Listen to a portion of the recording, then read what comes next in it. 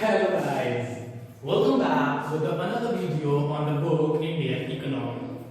आज हम लोग बात करेंगे हमारी इंडियन इकोनॉमी के थर्ड चैप्टर के ऊपर। किसके बारे में बात करेंगे?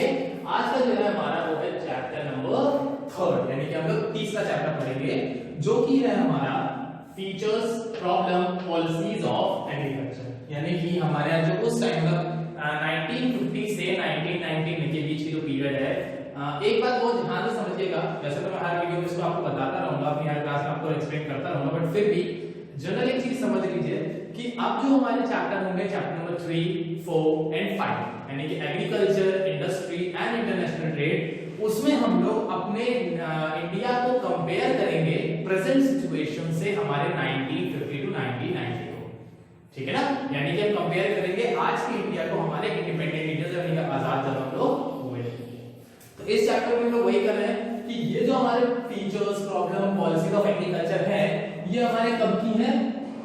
1950 टू 1990, यानी कि 1950 से लेके 1990 तक के पीरियड जो है वो हमारे यहाँ पे हम लोग डिस्कस करेंगे। अब सबसे पहले हम लोग बात कर लेते हैं, आज हम लोग इन तीन चीजों के ऊपर बात करेंगे। इनके बारे में importance of agriculture, features of agriculture and last हमारा प्रॉब्लम्स ऑफ एग्रीकल्चर।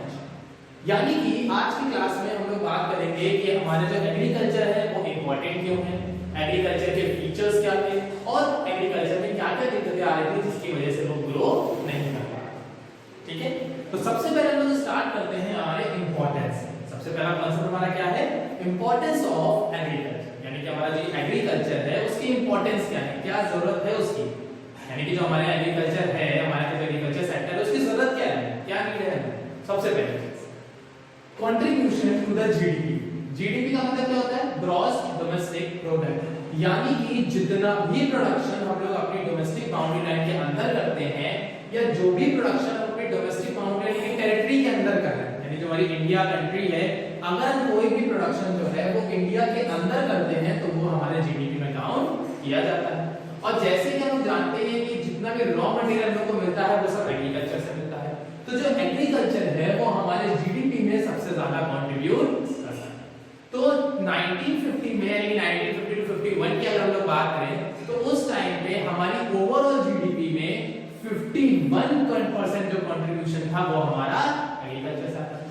यानी कि जब हम लोग आजाद हुए थे उसके बाद हमारा जो इंडिया की पॉपुलेशन थी, मैक्सिमम पॉपुलेशन जो थी वो इन्वॉल्व थी एग्रीकल्चर में, और जब मैक्सिमम पॉपुलेशन आपकी एग्रीकल्चर में इन्वॉल्व थी तो उसकी वजह से क्या था, हमारा जो कंट्रीब्यूशन था जीडीपी में वो 51% था।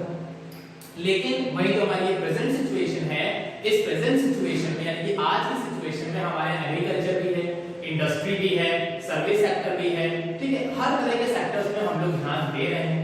तो आज के टाइम पे हमारा जो एग्रीकल्चर का कंट्रीब्यूशन है वो रह गया है 14.5%, यानी कि आफ्टर द इंडिपेंडेंस हमारा जो एग्रीकल्चर का रेट था 51%, और एग्रीकल्चर के बाद यानी आज का जो टाइम पीरियड है वहां पे हमारा रेट है हमारा 14.5%। सेकंड क्या आता है? Supply of wage goods. Wage goods क्या होता है? सबसे पहली चीज तो अब आप कहेंगे वो जो लेबर को पैसा देते हैं वो वेज नहीं। वेज गुड्स और वेजेस दोनों डिफरेंट चीज है। वेजेस यानी कि लेबर को जो लोग पैसा दे रहे हैं वो वेजेस कहलाता है। वेज गुड्स का मतलब होता है नेसेसिटी, यानी कि जो गुड्स हमारी डेली लाइफस्टाइल के लिए जरूरी है, एग्रीकल्चर वो गुड्स हमें प्रोवाइड कराता है। जैसे राइस, व्हीट, पल्सेस, ज्वार, बाजरा, यानी कि जो हम लोग अपनी डे टू डे लाइफ में चीजें कंज्यूम करते हैं वो कंजप्शन का जितना भी सामान है, जितना भी प्रोडक्शन है वो मेरा कहां से होता है? एग्रीकल्चर से। तो एग्रीकल्चर जो है वो हमें हमारे बेसिक नीड्स के जो गुड्स हैं वो भी सप्लाई करता है और या फिर उनको सप्लाई करने में हेल्प कर देता है। ठीक। थर्ड आता है सोर्स ऑफ एम्प्लॉयमेंट। एग्रीकल्चर के सोर्स ऑफ एम्प्लॉयमेंट है। क्यों? क्योंकि भाई जब खेती करने जाएंगे तो वहां पर हमें एक हार्वेस्टर चाहिए होगा हार्वेस्ट करने के लिए, एक थ्रेशर चाहिए होगा थ्रेशर करने के लिए, एक रॉ मटेरियल सीड ड्रिल के लिए ड्रिलर चाहिए होगा, ठीक, एक इरिगेशन के लिए इरिगेटर चाहिए होगा। तो इन शॉर्ट हमारे एग्रीकल्चर में जितने भी टास्क होते हैं हर टास्क के लिए लोग चाहिए होंगे। हमें बीज लगाने के लिए चाहिए होगा, हमें पानी देने के लिए चाहिए होगा, हमें हार्वेस्ट करने के लिए चाहिए होगा, हमें थ्रेशर करने के लिए चाहिए होगा, हमें पैकिंग के लिए चाहिए होगा, हमें रॉ मटेरियल लाने के लिए चाहिए होगा, हमें मार्केट ले जाने के लिए चाहिए होगा। तो इन शॉर्ट हमारे एग्रीकल्चर पे भी हमें बहुत सारे लोगों की जरूरत पड़ती है। तो जो एग्रीकल्चर सेक्टर है वो इंडिपेंडेंस के टाइम पे सबसे ज्यादा प्राइमरी सोर्स ऑफ एम्प्लॉयमेंट था, क्योंकि उस टाइम पे यानी कि 1950 मैंने बोला ना कि हम लोग बात किस पीरियड की कर रहे हैं, 1950 से 1990 की। तो 1950 से 1990 के बीच का जो हमारा पीरियड है उस ड्यूरेशन में हमारा जो एग्रीकल्चर था वो एक प्रिंसिपल सोर्स ऑफ एम्प्लॉयमेंट था, यानी कि सबसे ज्यादा जो एम्प्लॉयमेंट हो रही थी, जनरेट हो रही थी, वो कहां से हो रही थी, एग्रीकल्चर से। ठीक, नेक्स्ट आता है source of demand for the industrial goods. Source of demand for the industrial goods का मतलब क्या हो गया कि हमारा जो एग्रीकल्चर है वो इंडस्ट्रियल गुड्स के लिए भी एक डिमांड जनरेट करता है। कैसे? अब एग्रीकल्चर में हमें इरिगेशन के लिए जेट पंप्स और पाइप चाहिए, वो हमारे इंडस्ट्री में बनते हैं। हमें ट्रैक्टर चाहिए, इंडस्ट्री में बनते हैं। हार्वेस्टर चाहिए, इंडस्ट्री में बनते हैं। सीड ड्रिल के मशीन चाहिए, इंडस्ट्री में बनती हैं। इंसेक्टिसाइड पेस्टिसाइड्स को स्प्रे करने के लिए मशीन चाहिए, इंडस्ट्री में बनती है। तो सिंपल सी बात है कि हमारे एग्रीकल्चर में जितनी भी मशीन का इस्तेमाल होता है वो सब कहां से आती है, इंडस्ट्री से। और उस टाइम का मतलब 1950 से 1990 के बीच का जो मेरा पीरियड था उस टाइम पे ज्यादातर लोग एग्रीकल्चर में इन्वॉल्व थे, तो हमें इंडस्ट्रियल गुड्स की नीड भी ज्यादा होती थी। तो जिस वजह से हमारा जो एग्रीकल्चर है वो हमारे इंडस्ट्रियल गुड्स की डिमांड को भी जनरेट करने में हेल्प कर देता है। Next, contribution to the international trade. हम लोग इंटरनेशनल ट्रेडिंग में भी हेल्प करता है, यानी कि जो मेरा एग्रीकल्चर है वो इंटरनेशनल ट्रेडिंग करने में, यानी कि जो इंडिया में गुड्स प्रोड्यूस हो रहे हैं उनको बाहर बेचने में भी हेल्प कर देता है। अब इंडिया ऐसे कौन-कौन से गुड्स हैं जो वो इंडिया में बनाता है और बाहर एक्सपोर्ट करता है?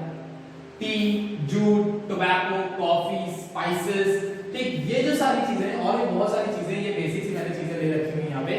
तो जो हमारा एग्रीकल्चर है वो ये सारी की सारी चीजें इंडिया में प्रोड्यूस करता है और इनको बाहर इंटरनेशनल मार्केट में एक्सपोर्ट कर देता है। तो सिंपल ये चीज है कि हमारा जो एग्रीकल्चर है उसकी इंपॉर्टेंस हमारे एक्सपोर्ट यानी कि इंटरनेशनल ट्रेड में भी उतनी ही है जितनी की डोमेस्टिक मार्केट में है। नेक्स्ट आता है कंट्रीब्यूशन ऑफ डोमेस्टिक ट्रेड। अभी जैसे मैंने बताया कि जो एग्रीकल्चर होता है या जो एग्रीकल्चर है वो हमें रॉ मटेरियल देता है। इन रॉ मटेरियल का इस्तेमाल हम अपने डोमेस्टिक मार्केट में भी कर सकते हैं और फॉरेन मार्केट में भी कर सकते हैं। तो जो एग्रीकल्चर है वो मेरे इंटरनेशनल ट्रेड और डोमेस्टिक ट्रेड दोनों के लिए ही जरूरी है। आज के टाइम पे यानी कि प्रेजेंट सिचुएशन की अगर बात करें, प्रेजेंट सिचुएशन का मतलब क्या हो गया 2019-20।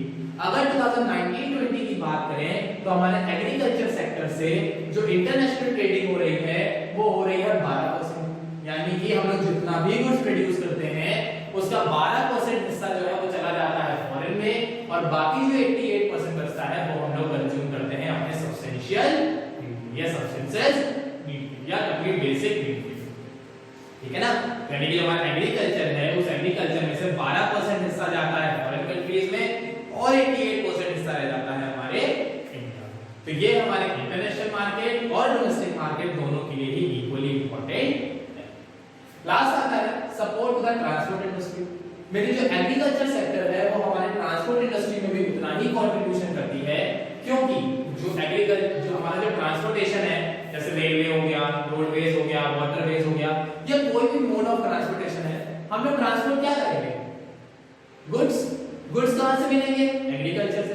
तो जब तक एग्रीकल्चर ही नहीं होगा तो गुड्स नहीं होंगे और गुड्स नहीं होंगे तो हम एक्सपोर्ट क्या करेंगे या ट्रैवल क्या कराएंगे, कुछ नहीं करा सकते। तो जो मेरा एग्रीकल्चर है वो हमारे ट्रांसपोर्ट इंडस्ट्री यानी कि सर्विस सेक्टर को भी प्रमोट करता है। तो ओवरऑल अगर हम लोग बात करें कि हमारा एग्रीकल्चर की इंपॉर्टेंस क्या है, तो एग्रीकल्चर हमें एम्प्लॉयमेंट देता है, एग्रीकल्चर हमें ग्रोथ देता है, एग्रीकल्चर हमारी जीडीपी को ग्रोथ देता है, एग्रीकल्चर इंडस्ट्रियल गुड्स को ग्रोथ देता है, एग्रीकल्चर सर्विस सेक्टर को ग्रोथ देता है, एग्रीकल्चर हमारे बेसिक नीड्स को फुलफिल करता है। तो ये कुछ हमारे 6-7 पॉइंट्स हैं जो कि हमारे एग्रीकल्चर जो है मतलब बताता है कि एग्रीकल्चर जो हमारे लिए कितना ज्यादा जरूरी है। बात समझ आ गई? ओके, अब हम लोग बात करते हैं फीचर्स ऑफ एग्रीकल्चर, यानी कि 1950 से 1990 के बीच में हमारा जो एग्रीकल्चर सेक्टर था वो कैसा था। ये तो हमें इंपॉर्टेंस पढ़ने की जरूरत क्या होती है, अब था कैसा। तो सबसे पहला पॉइंट है हमारा लो प्रोडक्टिविटी। तो 1950 से 1990 के बीच में हमारे जो एग्रीकल्चर की प्रोडक्टिविटी थी वो बहुत ज्यादा लो थी। उस टाइम पे ज्यादातर लोग इन्वॉल्व तो थे एग्रीकल्चर में, मतलब मैक्सिमम पॉपुलेशन जो थी वो हमारे एग्रीकल्चर में इन्वॉल्व थी, बट उसके बाद भी हमारे यहाँ जो प्रोडक्टिविटी थी वो बहुत लो थी। क्यों? क्योंकि हमारे पास मशीन्स नहीं थी, हमारे पास मेथड्स नहीं थे काम करने के, हमारे पास लोग नहीं थे काम करने वाले, ठीक है, हमारे पास टेक्नोलॉजी अच्छी नहीं थी, हमें चीजें नहीं मालूम, नॉलेज नहीं थी, तो जिस वजह से हमारी जो प्रोडक्टिविटी है वो इतनी ज्यादा इनहैंस नहीं हो पाएगी, या हमारी प्रोडक्टिविटी जो है उतनी ज्यादा गेन नहीं हो पाएगी। तो यानी कि फीचर्स हमारा पहला क्या हो गया, 1950 से 1990 के बीच में हमारा जो एग्रीकल्चर प्रोडक्शन था वो क्या था, बहुत लो।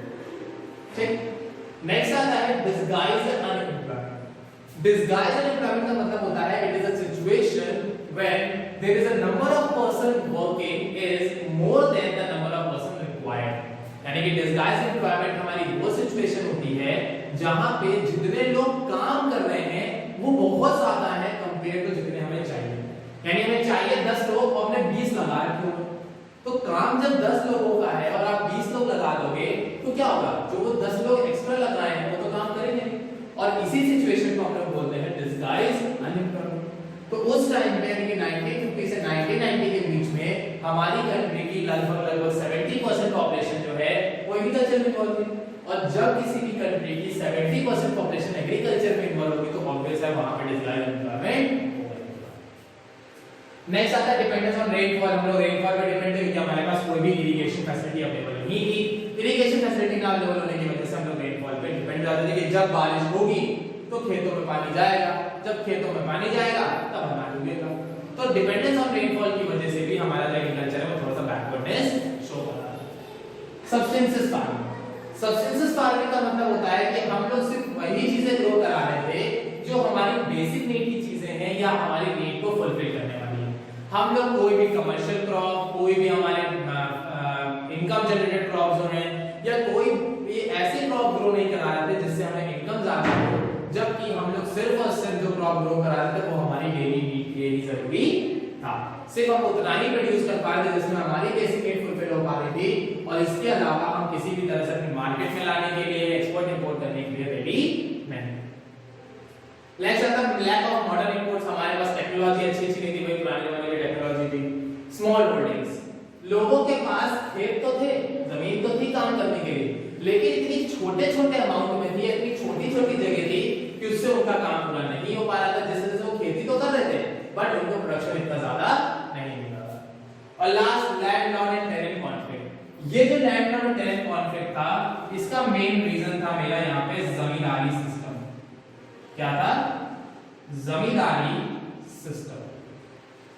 इस जमींदारी सिस्टम की वजह से हमारे लैंडलॉर्ड और टेनेंट यानी कि फार्मर के बीच में कॉन्फ्लिक्ट्स यानी कि लड़ाई झगड़े शुरू हो गए थे, क्योंकि लैंडलॉर्ड को ये लगता था कि जो किसान है वो काम नहीं कर रहा है, किसान को ये लगता था कि लैंडलॉर्ड जो है उससे बहुत ज्यादा रेंट ले रहे हैं, और कई बार ऐसा होता भी था कि जो लैंडलॉर्ड है वो बहुत ज्यादा रेंट चार्ज कर देते थे और फार्मर के पास कुछ भी अपनी नीड फुलफिल करने के लिए पैसा नहीं बचता था, जिसकी वजह से उन दोनों के बीच में लड़ाई झगड़ा शुरू हो जाता। तो फीचर्स मेरे क्या क्या थे?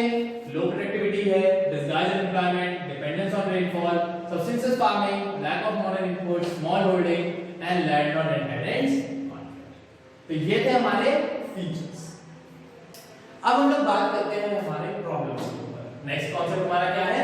द प्रॉब्लम्स ऑफ एग्रीकल्चर, यानी कि हमारे एग्रीकल्चर में 1950 से 1990 के बीच में दिक्कत था हमें।